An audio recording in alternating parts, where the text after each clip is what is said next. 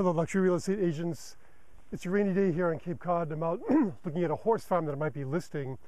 Haven't decided whether I want to take this or not, but I'm kind of intrigued by the amount of acreage in this nice outhouse here.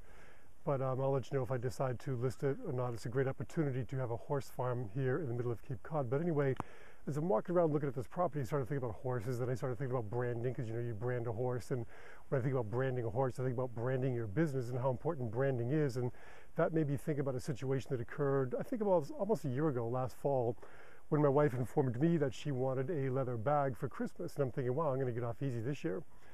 But it wasn't just any leather bag that she wanted. It was a really high-end Italian handmade leather bag. So off we went to the big city to go to the store where these high-end leather bags are made and sold.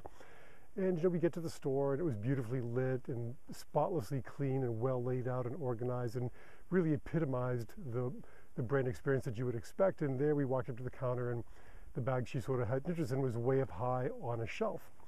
So the salesperson came over, and I sort of expected her to get a long stick or a hook or something and reach up there and pull the bag down so that we could see it.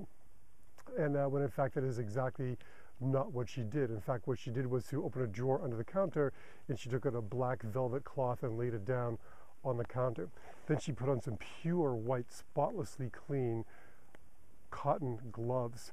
Then she climbed a ladder, grabbed the bag with both hands, and then brought it down and placed it on the counter and began to demonstrate the bag and all the features of it to us.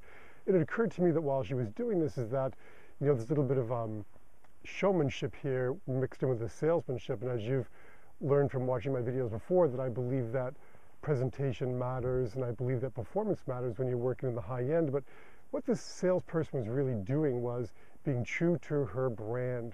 Her presentation, her sales presentation for this finely made Italian bag was congruent with the brand that her company portrays. So that brings me to the next question, which is that when you prepare a listing presentation, when you show a property, are you reflecting the quality of the brand that you have for your business?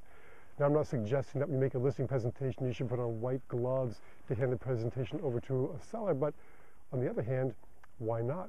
Maybe we should be wearing white gloves when we show a high-end house, or maybe we should be putting those little shoe covers on our shoes.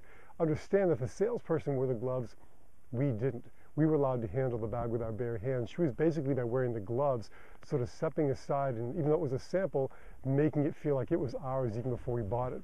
So imagine if we took that step and we're showing a house with white gloves, or wearing shoe covers or something like that, to really be congruent with our brand and to convey the value of that which we are selling, and making sure that the service we provide as well as the product we are selling reflects the quality of our brand as well. Congruency is so important in branding. You probably think I'm crazy to jump from horses to leather bags to branding, but here you go. Love to hear some of your branding stories, and send me copies of your information. If you get a chance to hit the like button, I'd really appreciate it. Until next time, make it a great week.